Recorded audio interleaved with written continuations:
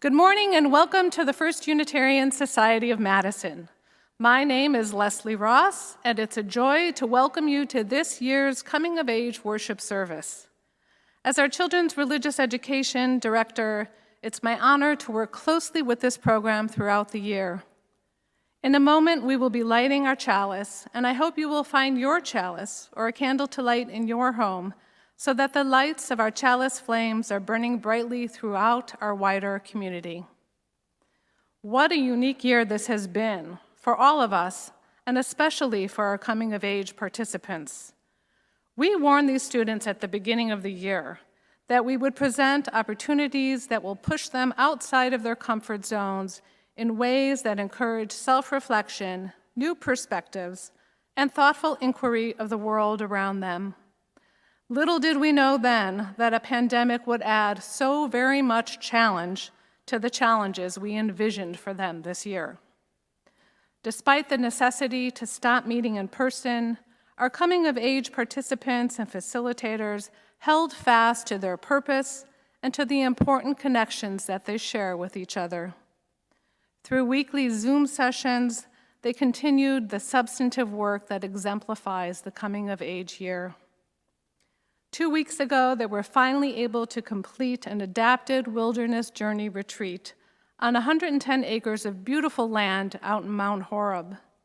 The wilderness journey is an important part of the coming-of-age year, and we are so grateful that they were able to fulfill this part of the program. The year culminates in this worship service, where each teen will present his or her own "This I Believe" statement. This I Believe is an international program that engages people of all ages in writing and sharing essays that describe the core values that guide their daily lives. Our coming-of-age teens have heard and discussed many of these essays throughout the year. They then set themselves down to write their own essays, which they will share with you today. Imagine what that might be like, articulating your core beliefs amidst a pandemic, social unrest, the interruption of school and friendships, the cancellation of many things looked forward to, the anxiety of the unknown. Many of us would run from such a challenge, but not these brave young souls. They have important ideas to share with us and to learn from. We hope you enjoy their wisdom, their creativity, and their unique experiences. I invite you now to take a breath and enter into a time of silence as we settle in and prepare ourselves to receive the words of these amazing youth.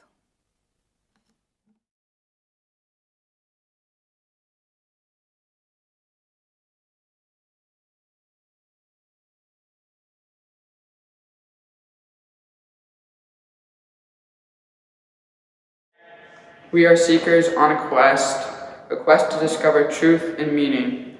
Sometimes we think we found it, wrapped up, glimmering with newness, straight off the intellectual assembly line. All the answers right here for us, and others if they'd only listen. But truth has a way of coming in disguise, sometimes wearing rags and sometimes finery, but so often cloaked from our intermediate sight. And sometimes that which we have rejected, that which we have let go or decided was only for others, but not for us, can be our teacher. Let our time of worship be an acknowledgement of the never-ending journey towards truth and meaning, and our appreciation of those we learn from along the way. Please join together in the words on your screen as we light our chalice. We call forth the life of our faith by igniting our chalice. This spark of new beginnings invites us into a sacred space to reflect where we have been and where we are going. Even knowing that this particular flame will intentionally end with our ritual extinguishing, we fear not its end. For we know, with brave hearts, that from every ending of our lives, we are sent forth to make a new beginning. Please join us in singing our opening hymn, We Are.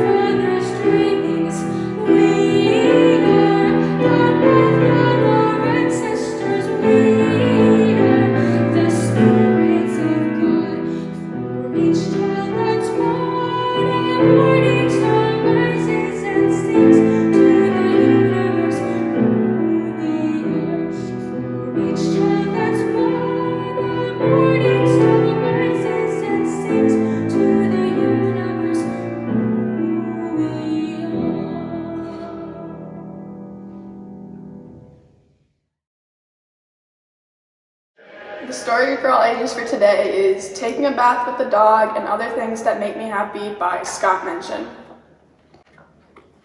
I miss your smile today, Sweet Pea. What would make you happy? I don't know. What makes you happy? Taking a bath with the dog. What makes you happy? Counting. What makes you happy? Running around.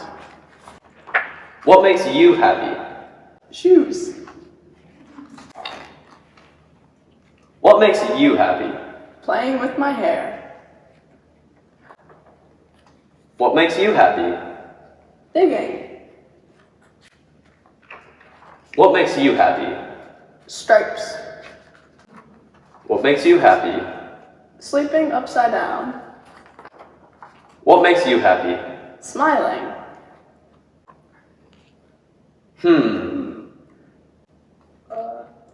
Sweet Pea, you're smiling. Did you find out what makes you happy?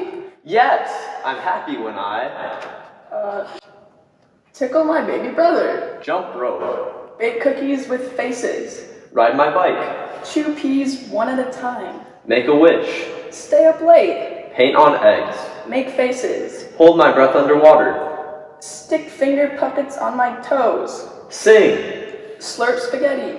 look at my reflection, Dance with my shadow. play dress up, Sit in my dad's chair. blow bubbles, Drink tea with grandma. play the drums, Pretend I'm a monster. swim at night. Lick sprinkles off of ice cream and...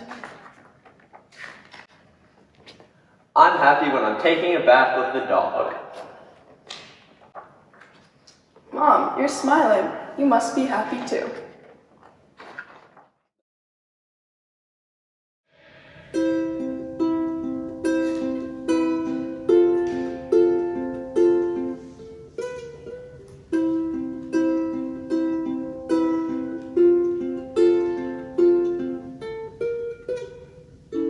Imagine there's no heaven. It's easy if you try.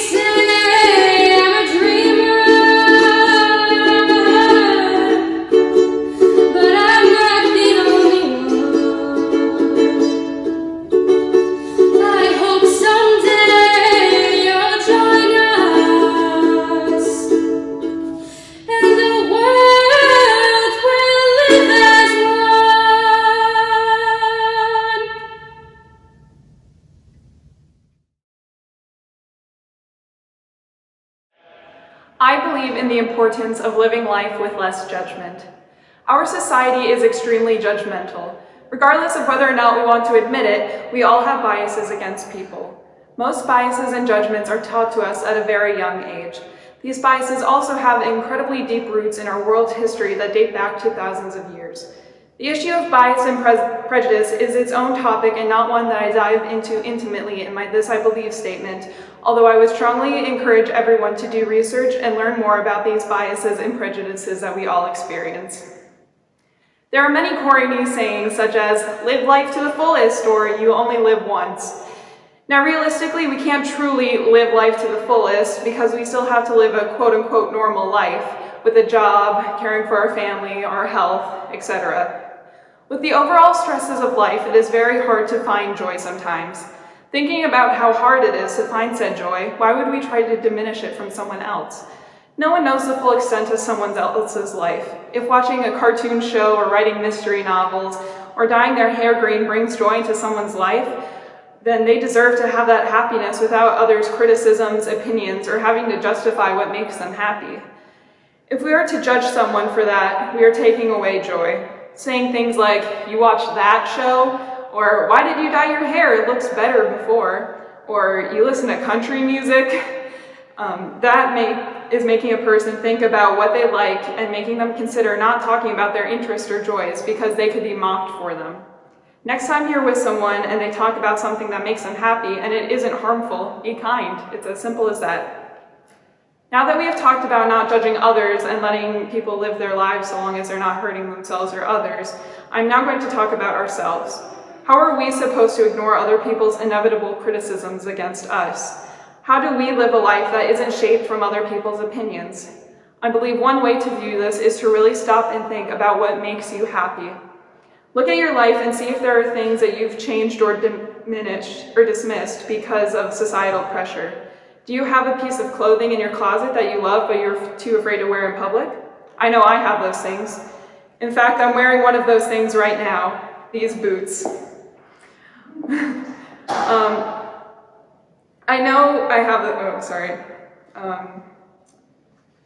I was always uncomfortable in wearing heels because I was very tall for my age. Whenever I wore heels, I felt like a giant and very visible. I remember having to wear heels in a musical I was in this one time.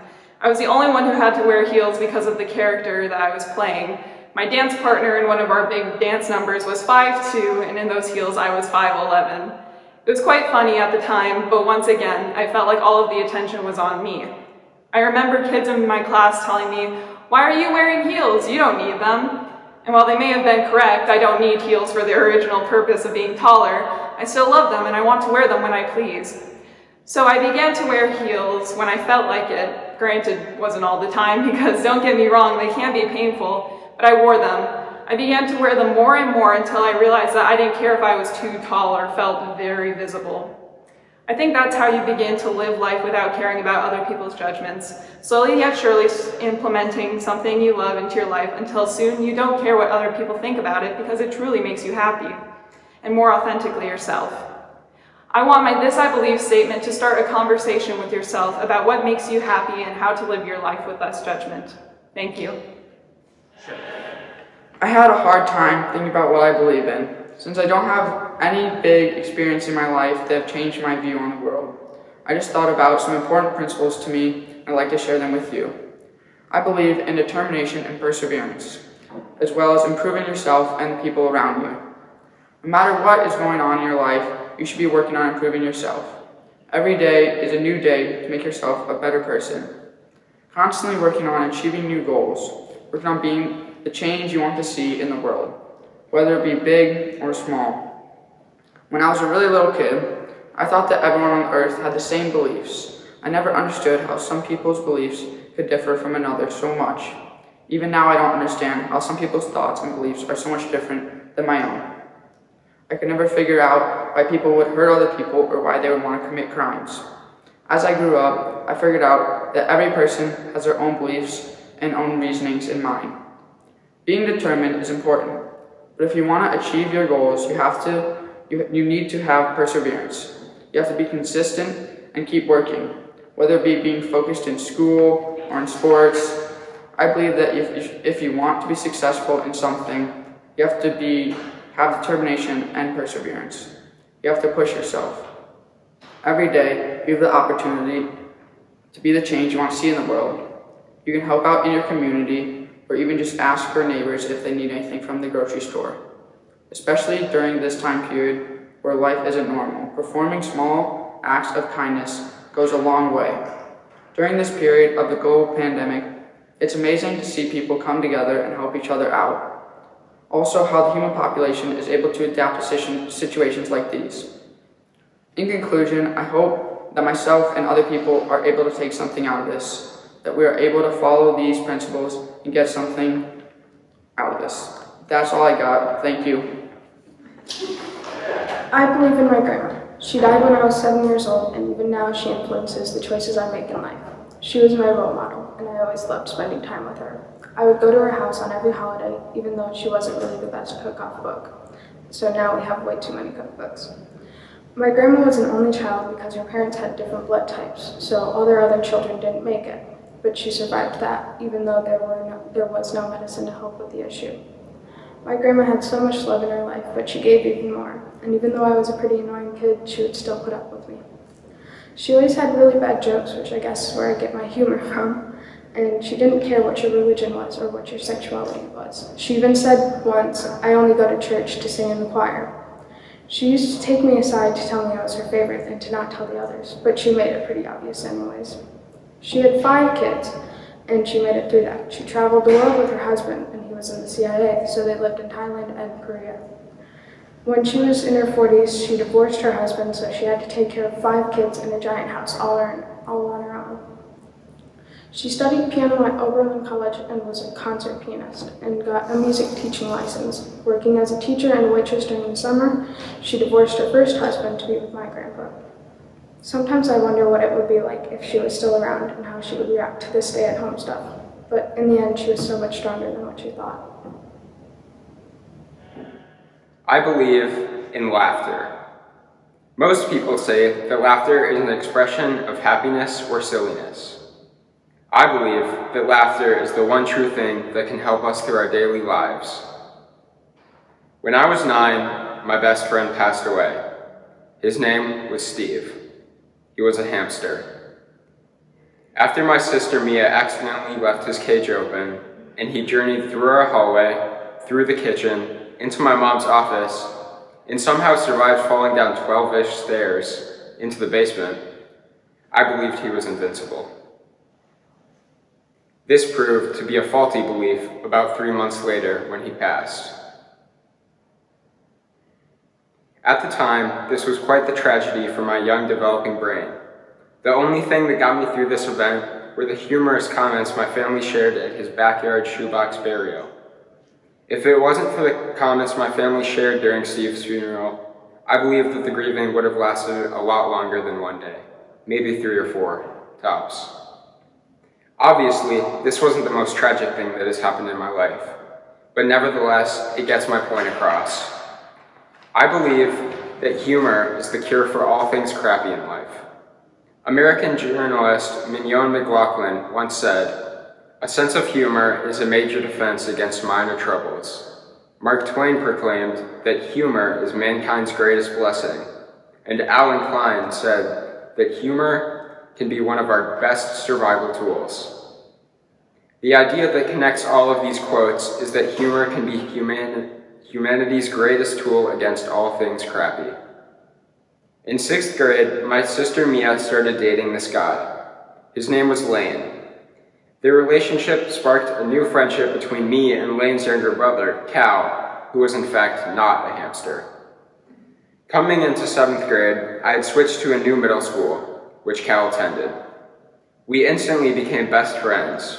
We played video games together after school. We shared oatmeal cookies, which we both preferred to chocolate chip. We biked together, made art together, and we even liked the same girl at one point. During the summer of 2018, he got news that Lane had been recruited to the swim team at Ohio State, a D1 college. The unfortunate part of this event was that Cal's family had decided to move to a small town outside of Columbus to be closer to Lane and to be able to pay in-state tuition. That summer flew by quickly, and before we knew it, it was Cal's last day in Madison.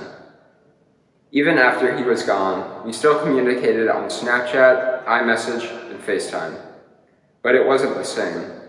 As a human, I was forced to move on. In the first quarter of 8th grade, I was pretty much miserable. The only thing that I looked forward to was watching Netflix at the end of the day. I got into the Netflix original stand-up comedy specials.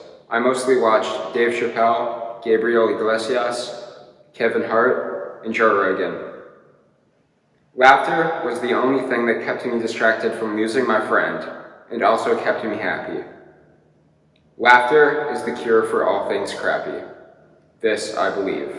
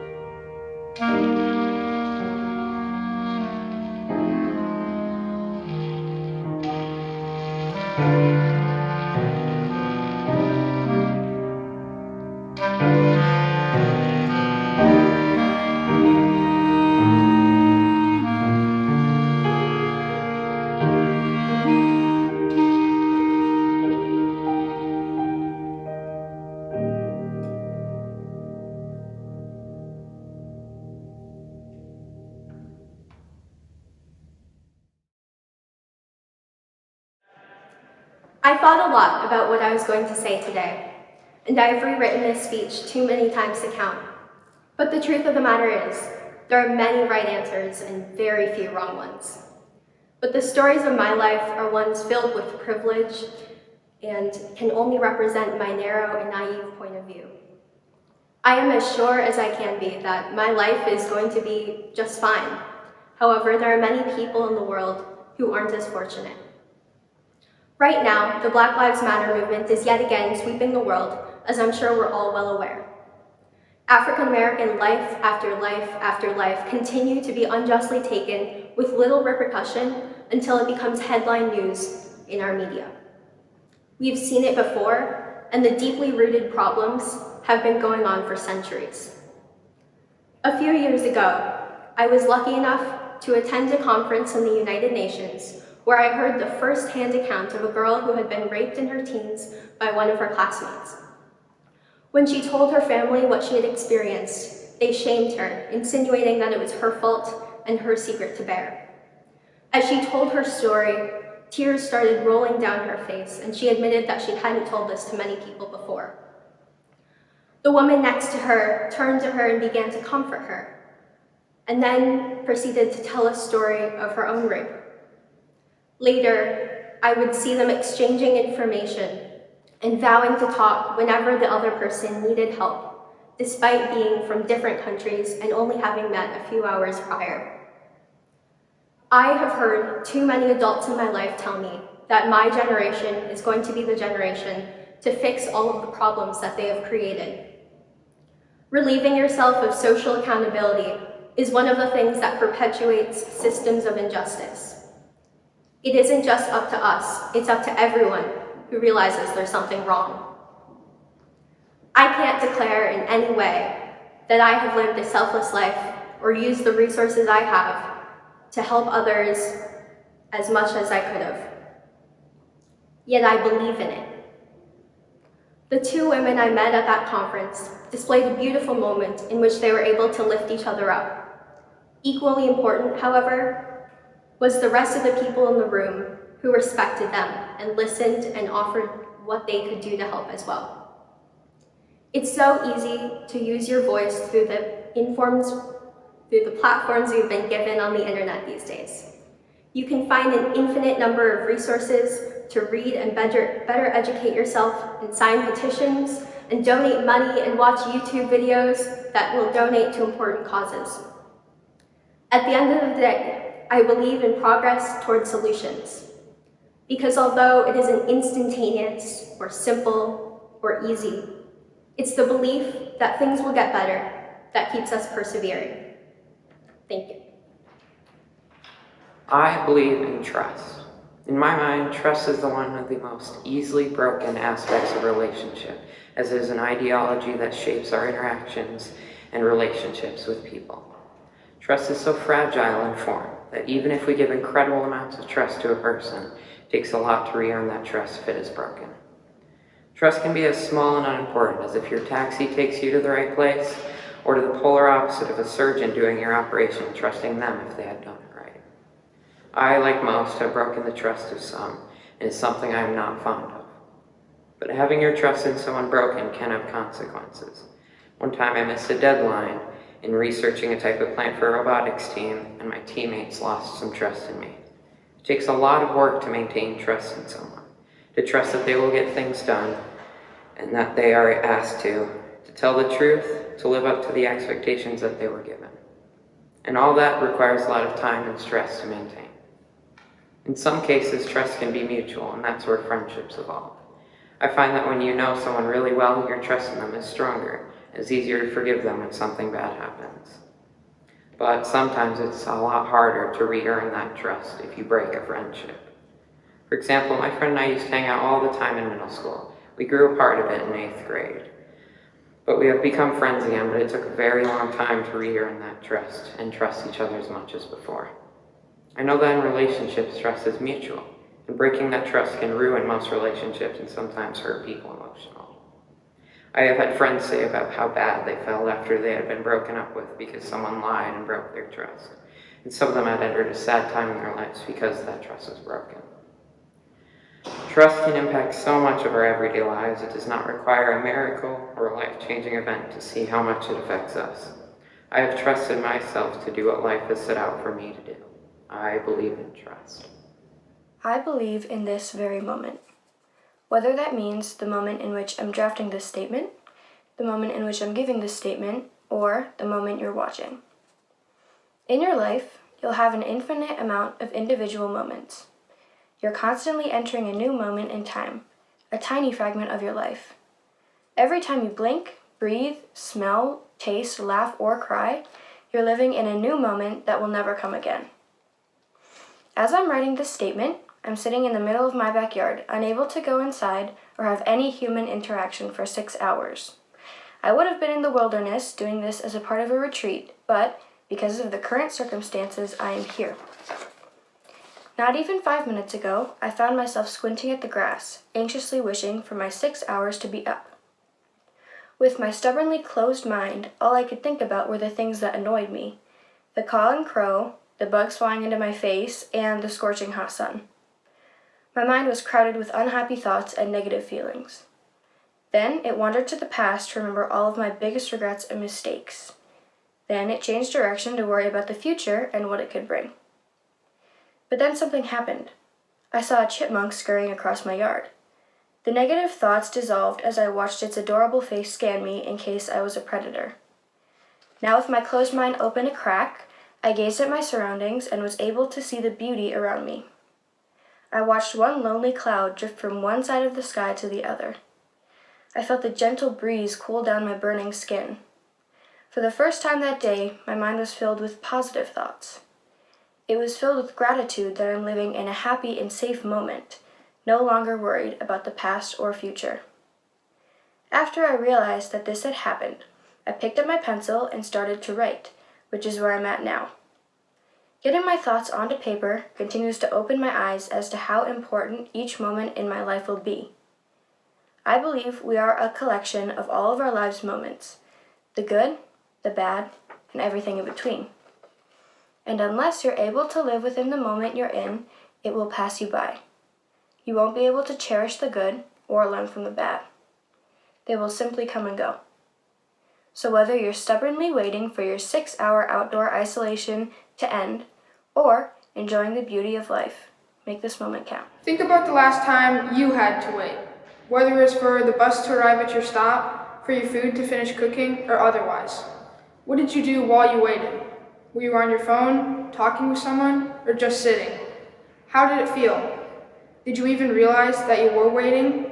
Many people might think they were doing nothing. I disagree. I think you were waiting. I believe in waiting. I believe many good things come from waiting. You wait to hear from your dream college, and you wait to get your driver's license. People wait every day for the bus to arrive at their stop, for their new and exciting vacation, even for the workday to end. I'd like to talk about a time in my life when waiting was important to me. I was waiting to hear from the Madison School District to tell me if I was accepted into Cherokee Middle School. The long-term goal was to get into West High School. We knew West offered a lot more opportunities than Mount Horeb, and it would be a better fit for us. At the time, I went to Mount Horeb Middle School, and it wasn't the right fit for me. I wasn't challenged, and I had a difficult time finding the right people for me. It was hard for me to go to school every day, wondering if I would learn something. I try not to think about it very much, but it's not really a topic that you can put aside and not think about for a month or two. It was apparent that I needed a change, a new beginning. I believe waiting leads to new beginnings. I saw how West changed my older brother in such a positive way. He made more friends and became a much more caring person. So we waited and waited, sometimes patiently and sometimes we were upset and angry. It felt like our future was on the line. I knew this was our last chance for a new beginning. I waited and finally the day came. My mom got the call from the Madison School District saying we'd have been accepted into Cherokee Middle School. I believe waiting leads to satisfaction. I was so relieved and excited for the new challenges and a whole new school district. And I can say now, after 8th grade in Cherokee and my first year at West, I have already matured greatly. I have made new friends and become a much more responsible person. All that waiting had been worth it. I believe in waiting to find the right people for you. There are lots of things that I have believed in and will believe in, but the thing that is most important to me is waiting. I believe in waiting. I believe that waiting leads to new beginnings, satisfaction, and finding the right people for you to be with. Everyone waits. Everyone has something to wait for and someone to wait with. I waited to find my people. Why do you wait? I now invite you into our time of generosity, our time to reflect on the abundance of our lives. Our offering today is donated in its entirety to our Coming of Age program. Please go to fusmadison.org and click on Offering for ways to give. We thank you for your generosity.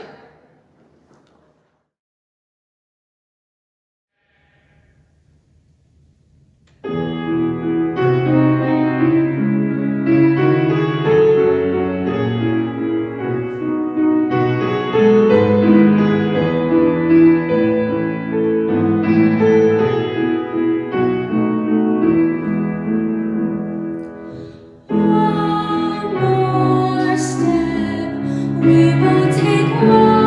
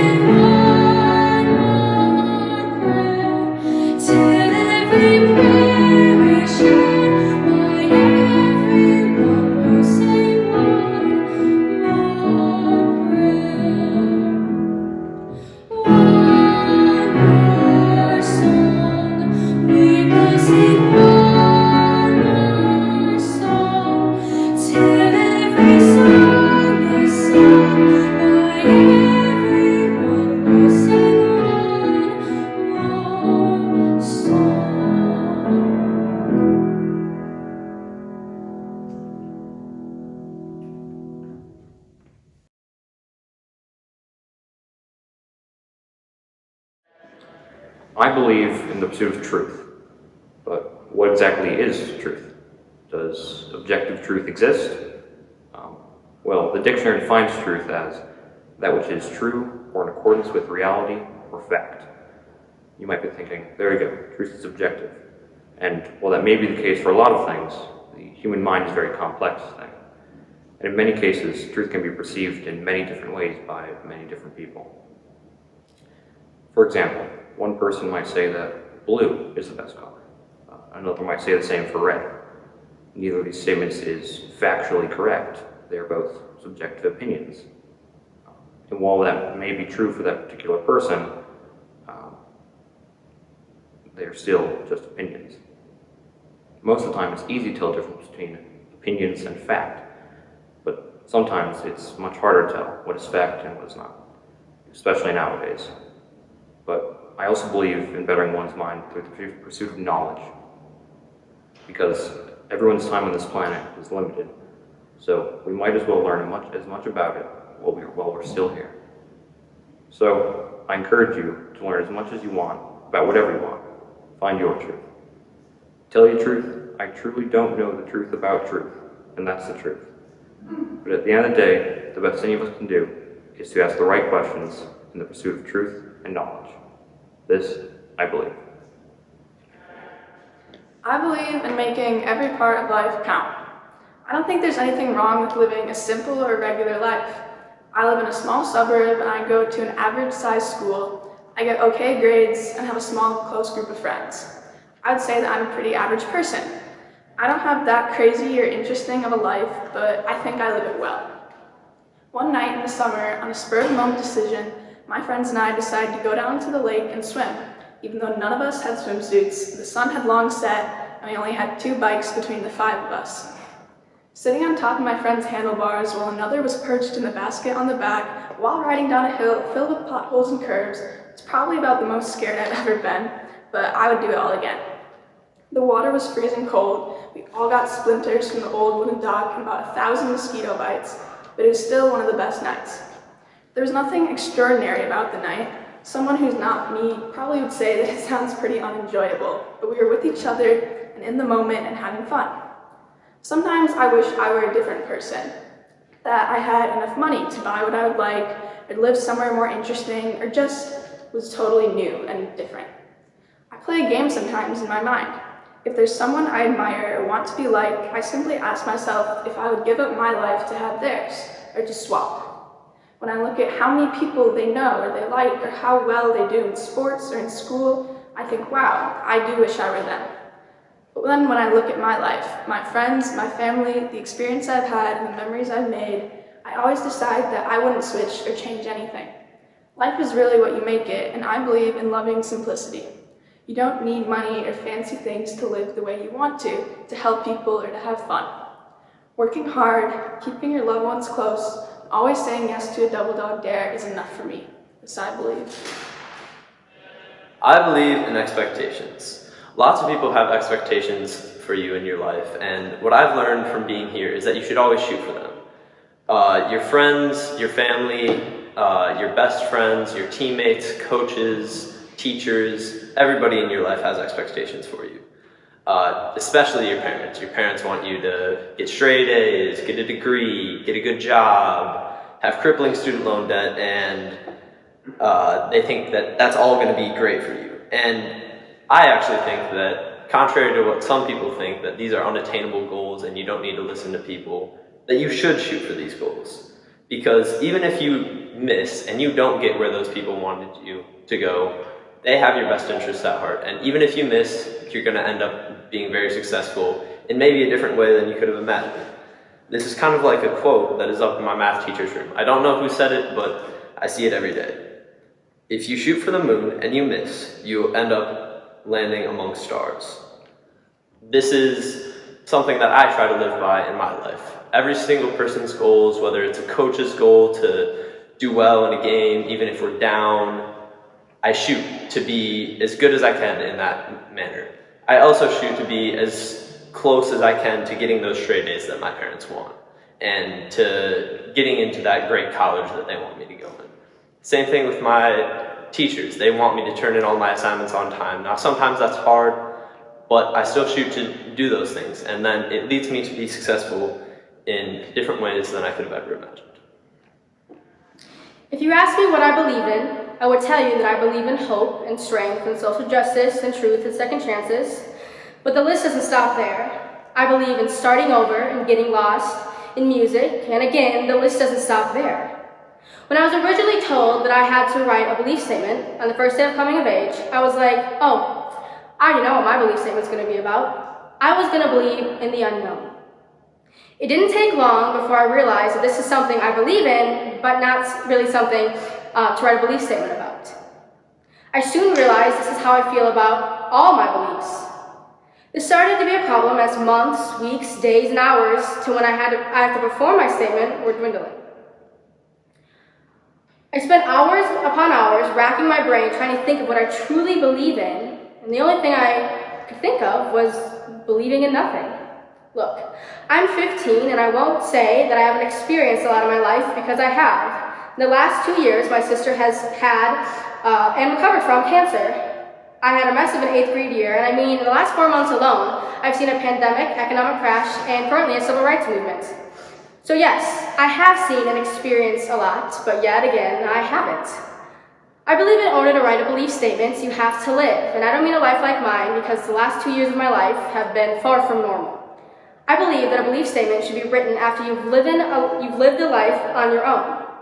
I'm 15 and I've never gone through a breakup, never failed a test, never been employed, never paid taxes, and the list goes on. I'm inexperienced in life and everything that has happened to mine is less than normal. Sure, I won't throw my life experiences under the bus, they have shaped who I am, but I do not think that they are what I should be writing my statement about. Most of you may recognize me as Phoebe, the young girl who had cancer's sister, which is correct, but is my exact point. My name is Peyton Yancey, and I am Phoebe's sister, but that's not what I want to be known for. I want to be known as Peyton Yancey. I want to be known as my own person and be associated with my own actions. With that being said, I want this speech to be based on my own adventures and conflicts, not somebody else's. I believe that I'm too young to write a belief statement because I haven't even begun my life yet. Heck, when I say I'm 15, I mean a new 15, as in my birthday was literally 4 days ago. You don't have to understand this speech because it wasn't written for you. It was written by me, for me. If I wanted to please my audience, I would have taken a public speaking course. I did not come to coming of age so I could write a speech that people would like. I took coming of age, well, first because my parents made me, but second because I'm on a journey to find out what I believe in. This class has helped me begin my personal adventure that may go for who knows how long. So with all that being said, I believe in going up north, eating with no hands and playing the marshmallow game. I believe in solo dance parties in the kitchen, fire pits at 4 o'clock p.m., and laughing so hard my stomach hurts. And in all of this, I believe.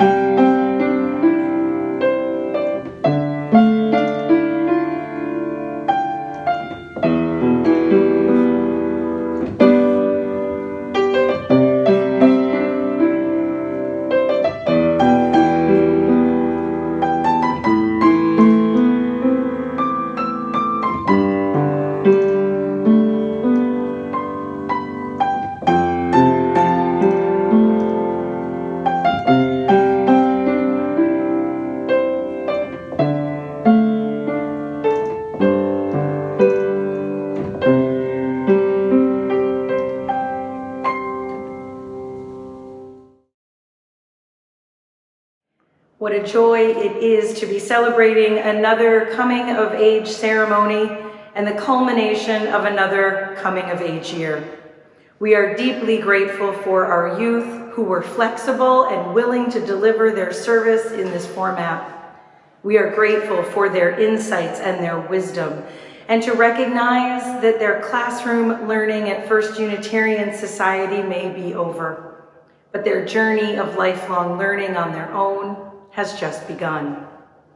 Throughout this year, our youth have begun in earnest to study themselves, to get to know themselves, examining their beliefs and values, ideals, and aspirations. With their belief statements, our youth have given us just a glimpse of where this process has led them. And we pause for a moment to thank those who've walked with them on this journey. There are those in our gathered community who have served as the adult facilitators for coming of age. They have given our youth direction, insight, wisdom, and guidance throughout this past year. They have brought patience, good humor, and much love and compassion. Our facilitators have been Barbara Nelslow, Olivia Moat, Jay Ranney, and Matt Lind. We thank you all. And now to all of you gathered with us today. We ask that you remember your important role in the spiritual and moral development of these youth.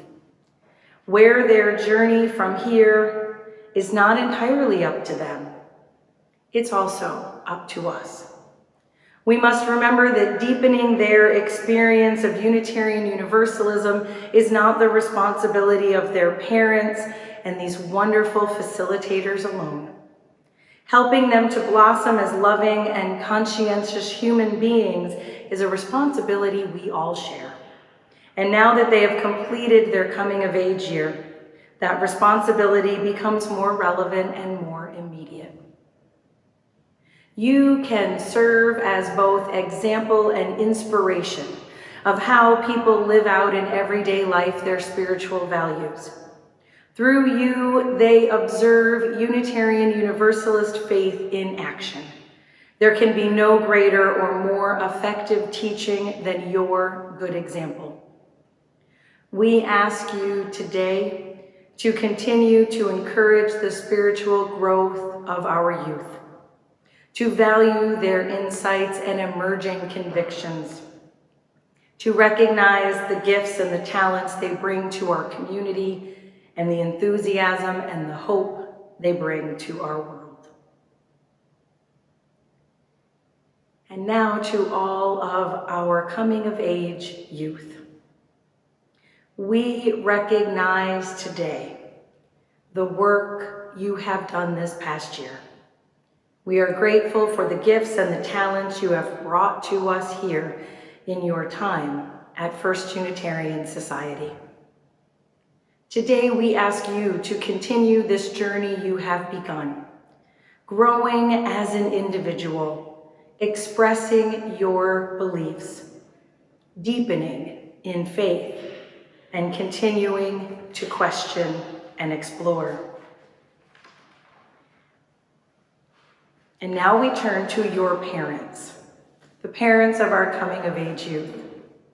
You, beyond everyone else, have been witness to the unfolding and maturing of your child from birth until today. In the beginning of this coming of age year, we asked you to give permission for your child to come of age.